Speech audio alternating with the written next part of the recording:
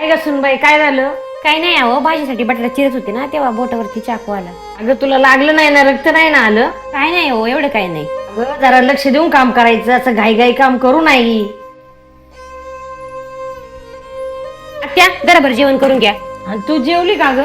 अहो तुम्ही घ्या जेवण करून, माझाच उपवास आहे. अगं बाई, आज शनिवार आहे. सुनबाईला तर गुरुवारचा उपवास असतो. काय खोटं बोली बघतेस तिच्याकडं.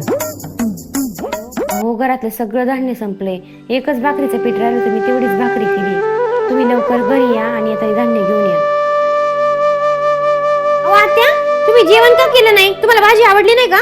अहो तुम्हाला माझा राग आलाय का? तुम्ही बोलत का नाही माझ्याशी? अगं तू खोटं का बोलली? म्हणजे मला उपवास आहे गुरुवारचा आणि एकच भाकरीचं पीठ होतं, तीच भाकर मला दिली. तू काय खाणार? अहो माझं काय तेव्हा, एक दिवस जेवले नाही म्हणून काय होते? तुम्हाला गोळ्या घ्यायच्या असतात ना, म्हणून तुम्हाला जेवायला दिले मी. अगं तू माझ्या लेकी सारखीच आहे. माझी लेक सुद्धा अशीच काळजी घ्यायची. अगं ती अशीच म्हणायची, गोळ्या घेतल्या का, औषध घेतली का, जेवली का, देव करून अशीच सून सगळ्यांना मिळव. हो तुमची काळजी घेणं माझं कर्तव्यच आहे ना. तू आता जास्त काय बोलू नको, आपण अर्धी भाकर खाऊ. अगं सुनाने अर्धी भाकर जरी प्रेमाने दिली ना तरी पोट भरतं.